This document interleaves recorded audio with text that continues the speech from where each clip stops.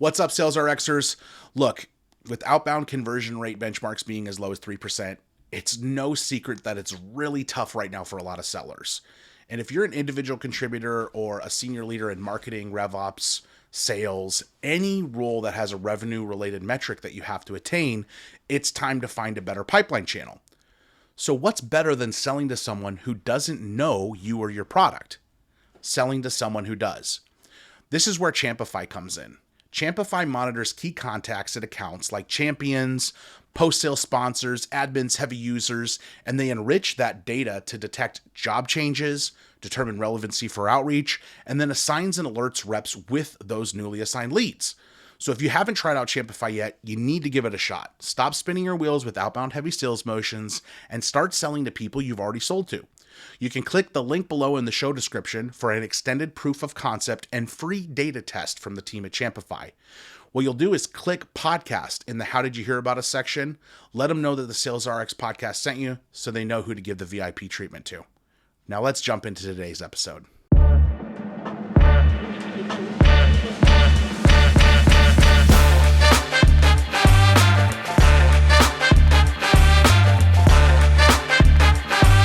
Let's dive into that topic, man. Let's talk about sales and marketing and how they're doing branding and how they can build brand together to better warm up those prospects before they get in the door. What's this concept you have behind it that you and your company are teaching people? Yeah, so the way that I look at, branding is the idea that branding is about creating a feeling, right? And, if you really look at what branding is, it's the combination of sales, marketing, communications, messaging, vision, product, operations, all those things combining into one in order to create a community of followers, right? Folks that become fans of the organization. So if you want to break it down to the entrepreneur type of a mindset. And so when we talk to salespeople, we're talking about, hey, look, you could just come in on a daily basis and just run the activity, right? You could just go through the sales funnel, make your calls, send your emails out, set up your demos, your presentations, conduct those presentations, figure out what the response was, do the follow-up, send out a proposal, look for the close. You could just do that, right? You could run that and you'll be effective. But now in this world of social media, podcasting, which we're doing right now, these Zoom calls, these coffee chats, all these different things. If I'm going up against another salesperson that might have a similar product and potentially has a better price play in the marketplace because let's say their organization is more, leveraging price based on we're going to create a ton of revenue and we're going to get it on a price focus. It really puts you in a difficult position where you have to match price. Any good salesperson wants to get away from the price conversation. They want to get into benefit and value. Well, if you're pound for pound have a similar product or service, how much differentiator can you really talk about? So what it really comes down to at that point is how liked are you? Well, in order to be liked, you have to be known. In order to be known, you have to be vulnerable, authentic. You have to talk about your why. You have to talk about, what you believe. So when we talk about branding here at Club Colors, we talk about creating a feeling. Branding is about creating a feeling. It's about bringing people in to your organization, into your heart, into your mind, into your thoughts, your thought leadership, your views, and getting them to become, have commonality in that thought process. And then, the content creation is kind of pushing out the marketing. This is how we solve things. This is why we solve things. This is the want behind the want behind the want that we focus on. Now, all of a sudden, if I'm going up against another sales rep from another company that has something similar that might even have a better price, I am still in the game and have a chance to win that because that candidate has a better understanding of who I am, what my brand is about, not only personally, but as a corporation, and now has a better understanding of the value that we actually can provide. And when you break that down and you really think about it, if you put buyers in a position where everything is based on price and you can't give them any other differentiator, why wouldn't they go with price? Yeah. So that's why everybody's negotiating. Constantly. And that's the worst place to be in as a salesperson. When you're negotiating price, you already lost. I mean, it's true. You know, it's unfortunate, and a lot of people are really going to be pissed off that I say this, but in a certain product industry, most products are very alike. CRM, for example. The reason I use one CRM over the other is not because I think it's superior or because it's the one that everybody knows or because its brand color is blue. It's because the other one that I've tried doesn't really, there's no familiarity with it. They don't have a brand behind it. I haven't seen the UI before. I don't see how it's used. Nobody's making videos, expert videos on it. There's no community talking about this company. This is how I use sales sequencing inside that company. And just so everybody knows, I'm not talking about HubSpot, so you can eliminate that. I've used HubSpot. I like HubSpot, but I'm talking about somebody that's a big competitor to Salesforce, and I don't use it because there's no familiarity, and familiarity wins fans. It's why I can watch even, I love Jake Gyllenhaal. I can watch movies that are absolutely terrible that he's in and still enjoy it just because it's him, because I have that emotional connection. I have that familiarity with him. And so you hit on that thing about familiarity, creating fans. That's how you get fans, is becoming familiar. Well, you can't be familiar if you're just sitting behind cold calls and cold emails all day long, right? You have to go out and you look, have we're to create TikTok guys, content. right? I mean, we're on LinkedIn, we podcast, but we're on TikTok. I follow you on TikTok, right? And what I get to see from you is not only the business of the business stuff, because you're throwing that flavor in, but I also get to see somebody who's likable. I get to see that you got a funny side to you, that you're on trend, that you're innovative. And, so if I have another person that is approaching me that is a similar offering, but doesn't do any of that stuff, in the back of my head, I'm going, yeah, but I like Chet. I like what he's giving me things to agree on beyond the product, right? Purpose over product. Are you entertaining? Are you constantly active, and are you showing another side of you? I still believe that people buy from people. So when you're talking about CRMs, you're talking about promotional products, and we're in a space where there's 24,000 companies that do what we do, right? Any distributor out there can source this beautiful hat from Cap America. Shout out Cap America. And by the way, Cap America did the embroidery on this. So we didn't even do it, and we do decoration internally. They did the embroidery. Well, guess what? They're going to do the embroidery for the other distributor. So why would, if the client wants a Cap America hat, Cap America only sells to distributors. They won't sell direct. Why are they going to go to Club Colors instead of another distributor who's going to get the same exact hat with the same decoration? Why? Because that company knows us, feels something about us, gets to read our thought leadership, listens to our podcast, feels something about the brand where they go, hey, maybe they're even a couple bucks higher, but guess what? I like them more. And I know how to get a hold of them. I know how to communicate with them, and I know what they think. I know what they feel, and I know how they feel. There's a very popular sales leader that says that, people don't do business with people they like. He says that's BS. And I think that you hit on something important. If anything, it's at least a tiebreaker. If I like one, if I have two products, they're kind of similar in price, I feel the same about both of them, my sentiment's almost the same, I'm going to buy from John instead of Jane because I know John. I have a personal relationship with John through TikTok. I engage with his content. I watch his podcasts. I know that he walks the walk. He's about it, Same thing, like you brought up the TikTok stuff. I had a VP of sales who's probably a decade older than me in our first call say, hey man, I just want to let you know, like, part of the reason we're talking today is because I engage with you on TikTok. So do two of my employees. And I think when it comes to your tactical stuff, we speak the same language. And then a week later, when we hopped on another call, he said, hey, I was watching TikTok and I saw the little AE engineer Drake parody that you did. And that was so funny, man. Like, we were laughing about it. I sent it to all my SEs. And I'm like, that's the first thing he brought up. Not, hey, how are you? How's Christmas season go? How's holiday season going? Like all that. He brought up a TikTok, and, we're still in an active sales cycle, but I don't think he's probably going to the other people he's talking to. And he's like, hey, that TikTok that you made, I guarantee you dollars to donuts. They probably don't have a TikTok, or they're not making content, or they're not doing this. But one thing I'd like to hear from you is, so we're talking about building this brand, this familiarity. not everybody can go out and create TikToks, and let's face it, some people just aren't funny. So there's not the humorous side that everybody can show, or the They trendsetter could side. shuffle Not dance, everybody man. wants to podcast.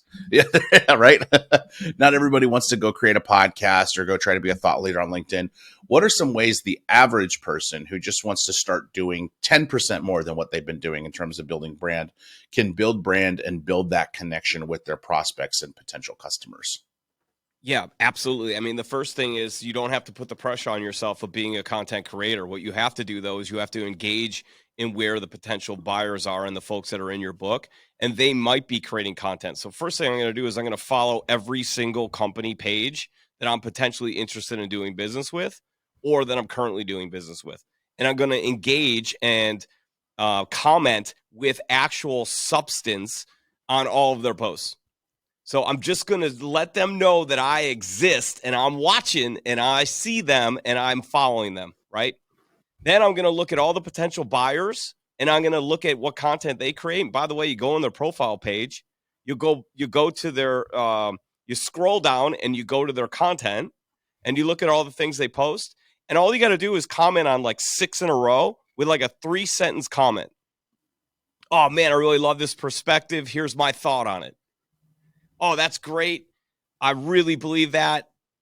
But here's a different way to look at that, right? Not, hey, great post or wow, this is cool, but to actual substance. Mm-hmm. And then let them notice that you are engaged. The problem most people will have is they have the pressure of creating content, so they do it a couple times, don't get a response, they stop. Or they give fluff, they just like a post and put a comment, and then they immediately send a 5-paragraph DM of how they're going to, help that business. Big mistake, right? Mm-hmm. Follow their content for 2-3 weeks. Be patient, but be active on a regular basis. And then once you see that they liked your comment, and if you could dominate their comment, meaning when you scroll through your feed, what does it show you? It shows you the content, and then it shows you the first comment. So if my name is the first comment that shows up, and if you're a content creator, you're looking at the results of all of your posts. And I keep seeing this John Morris guy is the first comment that is on the feed every single time. I start to get recognized. They appreciate the support. It's driving their brand. Now I send them a voice DM going, hey, I just started following you. I hope you've noticed I've been commenting. I really enjoy your content. You've got a great perspective. Take a look at my page. Hopefully you'll enjoy my content. Nothing more. I don't offer them anything. Just look at me. We're like-minded. We've got commonality. Mm-hmm. Once I notice that they checked out my profile, which we should all be checking who's looking at our profile, maybe they start to like and comment. Then I send them a DM and go, hey, I noticed that you started liking my content. Thanks. I really appreciate it. Hey, we've got a lot in common. I'm going to send you a link to take our logo challenge where you could get a free item. We'll put your logo on it. And maybe if you've got an event coming up and you need a logoed tumbler or hat or whatever, potentially consider us. At least give me a shot to put a bid in. So that's a 3-week cycle that I'll go on. And all of a sudden what ends up happening is they'll start to reach out to me and go, this is really cool. Didn't even know you guys existed. Hey, look, can you get us 1,000 hats? Can you do this? Once you get the first opportunity, if you do a great job with it, you're gonna be on the second and the third, especially in the business I'm in. We're not looking for people to do a subscription, or it's not a long-term contract. It's a lot of transactional stuff that eventually turns into, an exclusive agreement or a preferred agreement. So we've got to do the work to prove it. So if I can just get them to give me that one shot, but the one shot shouldn't be like your post, send you a DM, and ask you for business immediately. It's a process. So I'm going to show you I'm paying attention to get you to pay attention to me. And then once I've established a little bit of a flow with you where I see we're engaging with each other, then I'll bring in the ask. Yeah. And some will say, hey, can we do a demo? Great. I'll set you up with a demo. No problem. And it's true because I don't know if you recall, but I kind of did that when we first met. I saw you on TikTok. I saw some of your podcast clips. I was like, this guy's killer. I got to have him on the podcast. And then I think I did pitch slap you a little bit, though. I was kind of like, hey, love your podcast. I'm not recording right now, but when I am, maybe we can chat about getting you on. And you're like, yeah, hey, that's great. You know, if you're ever in the Chicago area, let me know, this, that, the other. But then I engaged with your content for a while, both on TikTok and on LinkedIn. And then when we picked up pace, it's like, hey, like I'm in your network now. We're engaging with each other. We're part of this community of, you know, sales-minded professionals that are podcasting, doing it on TikTok, doing it on LinkedIn. Let's get you on the podcast. And you're like, ready, let's rock. You know what I'm saying? Like, I'm sure you probably would have said yes if initially I was just like, hey, let's do it. You know, like that's the podcast community. We're awesome like that. But it's still like kind of approaching it a little bit like a sale, like, hey, let's warm it up a little bit. Let's make sure we're on the same page. We're speaking the same language. We can vibe with each other. We're interacting with each other's content because, you know, walking into this episode, I feel a lot more excitement than someone I've never really met or I've only known digitally for a short amount of time to some extent. But it's like, hey, I'm talking to John today. This is the closest we've met in the flesh, right? But I feel like I know you, dude. Yeah. Like I feel like we're friends, right? And yeah. If I see your post on TikTok, automatic like, automatic comment, and I see you're doing that with me, which means now your feed's seeing me, my feed's seeing you, so we're benefiting each other, which means that we are now becoming brand champions not only for ourselves but for the people that we have commonality with. Why don't people love cold calling and activity? Because it's the fear of rejection. It's monotonous. It's annoying to people. People always know that you're trying to sell them something and they ask. It's an eerie feeling. It doesn't feel great. We know it's needed. It's required. You have to do it. But why wouldn't I make that smoother, softer, easier, funner, whatever term you want, by creating a personal brand, creating content, and actually managing my book of business like I'm an entrepreneur, an intrapreneur. I'm running a business within a business, which means I have to create a brand. I have to push out my brand. I have to push out my message, my vision, and I have to market. And then guess what? All of those calls that you make now become easier because it's not, hey, let me tell you real quick who we are, what we do. We already spent 3 weeks sniffing each other's tushies. You know what I mean? Like, we already know what's going on. I'm following your content. You're following mine. I know you went to my page. Mm-hmm. And now if you're taking the call, I already know that you have interest beyond the product.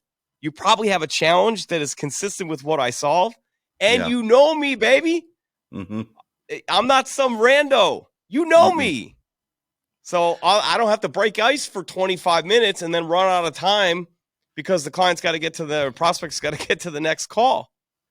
The ice is already broken. Let's just get right to it. Yeah. It's a difference maker.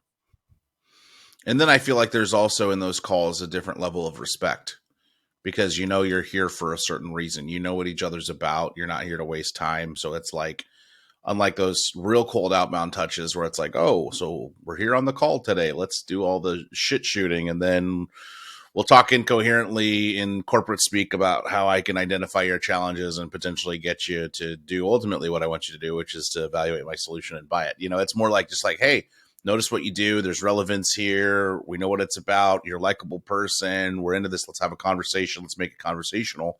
And I'll tell you, like, since I've been creating more content personally, when I get into these one-on-one calls with people about consulting or in-person workshops for their companies, things like that, the reception is so much more different than where I was a year and a half ago, where I was walking into the calls kind of like, so this is all the things I can do, and here's how I help, and what are you interested in? It's more like, hey, I know what Chet's going to talk to me about. I importantly just want to kind of listen to Chet and talk to him a little bit, and then we'll see if it makes sense based on, you know, what we're trying to accomplish and things like that. I just feel like the calls go so much easier now than they did a year and a half ago when I wasn't creating all this content or creating this connection with the community or interacting with people that I want to do business with on a daily basis. So it's a living testament to what you're preaching. Right? So think about the reason why team selling is effective. It's not just another perspective, but it's validation of that first touch. So like, in that process where somebody reaches out, makes the initial presentation, then a manager talks, then there's a production person who talks. If they're all consistent in that messaging, right, it validates each person. Well, when you're creating your own content, now when I talk to you 3 weeks later, I go, oh my gosh, this guy in real life is consistent with this image, this persona that has been created through the content. So now I feel even more comfortable because you're validating yourself. You're authentic. You're true to what your content says. So it just creates a level of trust where I go, this guy is right for us. It just feels right. And that's a Mhm. lot of why people make a business decision. It's not just price. It's not just product, right? There's an emotional decision there of like, can I trust you? Do I feel right about you? Can I get along with you? Can we collaborate? Do we speak the same language? So we're about to have our SKO. Ravi Rajani's flying in from England to come do our SKO here next Monday, Tuesday. Going to be amazing. Ravi is brilliant. He's outstanding. He ain't cheap, though. I'll tell you that right now. He ain't cheap, and he shouldn't be cheap. He's freaking good. He's amazing. Well, let me tell you how that happened. I saw a couple of his posts. I reached out to him and said, man, I got your vibe is amazing. Why is it that everything said with your English accent sounds better than I could ever say it? He giggled, sent me back a response. A couple weeks went by. We supported each other's content back and forth. Next thing you know, he's on my podcast. Then we brought him back again.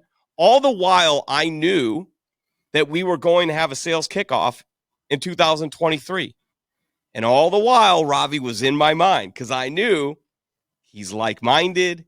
He tells brand stories. He talks about selling the way that we want our salespeople to sell here. Reached out to him about 3 weeks ago. I said, hey, man, it's time. Let's go. And guess what? It wasn't like a big sales process, right? It was a hey, what are you looking for? He got to ask several questions. We told him where we wanted to be in range of price. He was a bit higher than that. We worked out an opportunity where we're going to create content for him and do some additional things. So it was a little barter that went on. And now he's flying out. It's going to be a brilliant collaboration. That would not have happened had we not spent the last 8 months or whatever building a friendship through social media and LinkedIn and through podcasting. So Yeah. why anybody who runs a business as a coach or as a salesperson wouldn't do that no matter the level of their role? I just can't imagine in 2023 how in the world you wouldn't have a plan in place to do that, to kill the monotony of emails and phone calls as being your avenue of activity solely.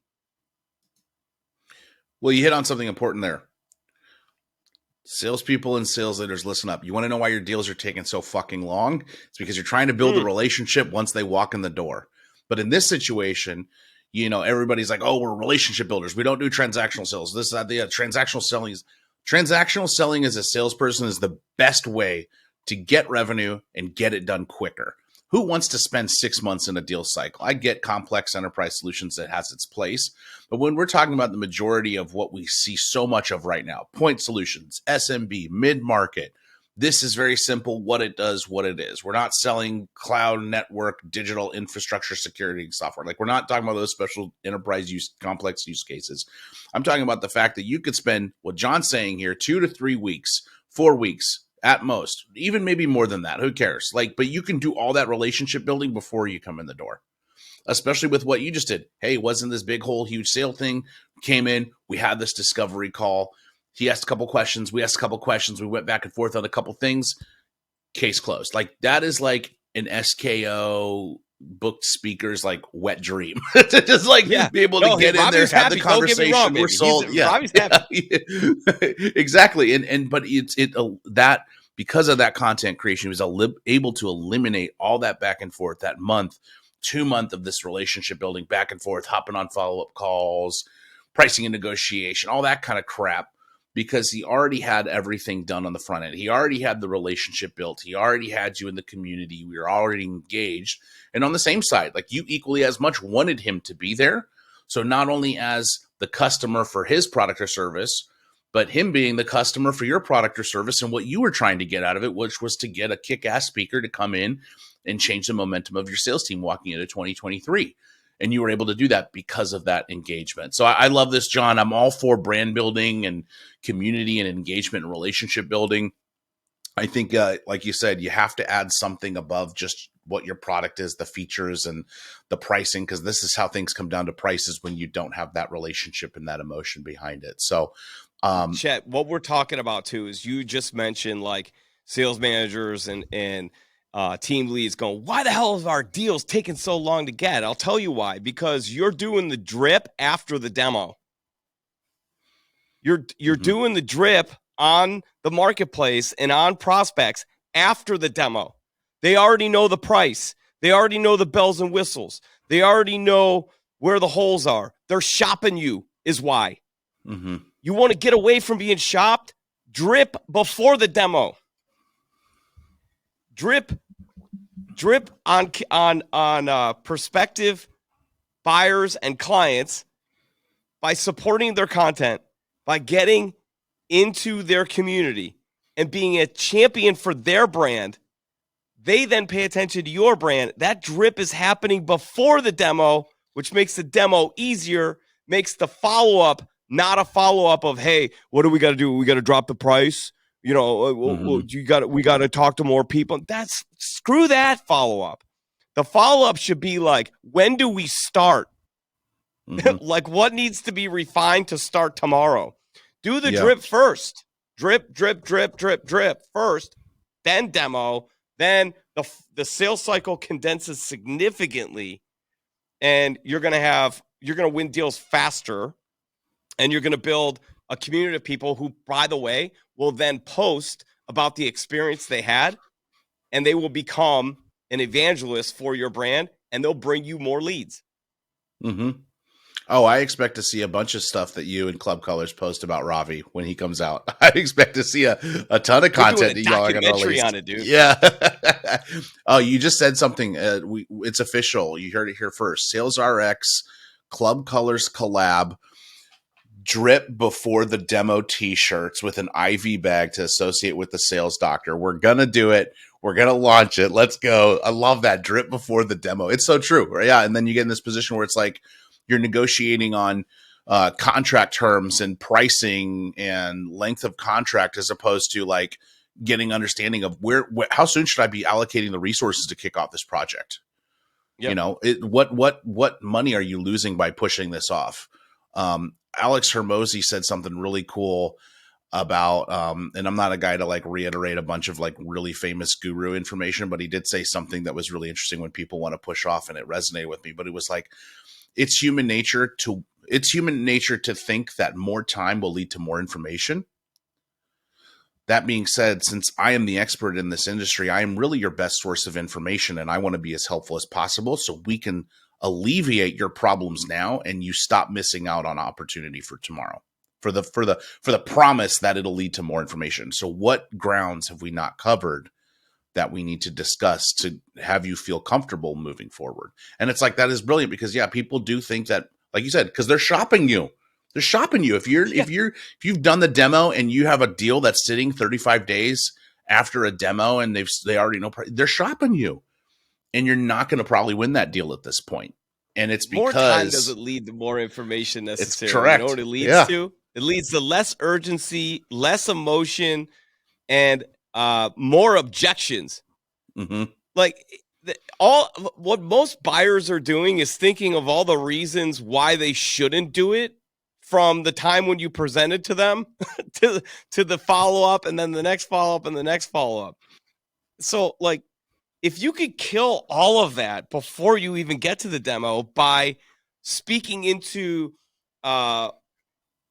this beautiful social media platform, or multiple platforms, by essentially overcoming objection after objection after objection after objection through your content creation, then when you get to the demo, the time condenses, which means they make a more emotional decision. They make a faster decision. They've already had questions answered, and you're getting right to the premise of how you're going to solve problems together and collaborate. Mm-hmm. And so I don't know. I'm hyper, man. I'm excited about the idea, because this is different than when I came up selling, man. I had to make 300 phone calls to get 10 people to talk to me. 290 told me that my mom wore army boots and hung up on me. And it was, and by the time I got to the 10 that wanted to talk to me, I was exhausted and beat up and put down and felt like crap. And then finally, when I got them, then the client would go, "This sounds awesome. I got to talk to my wife." And then apparently she's mm-hmm. out of town for 2 weeks in Europe. And you know what I mean? It's like all dragged out. Now all of a sudden The difference is I'm just overcoming all those objections in my content creation and my podcast, putting all my views out there. So when people eventually talk to me about business, we just get it done. Yeah. Even if 99% of the world doesn't align with you, there's still 1% of the world, which is 79 million people. So find your 1%. That's great insight from the comedian Stavros Halkias on a podcast. He said, I'm always out here worrying about the 99% when 1% of the world's population is still 79 million people. So just find your lane and go do you. And that's Real. how I feel too. Because there are times where I talk to people that are unlike that VP of sales who came to the call saying, we speak the same language.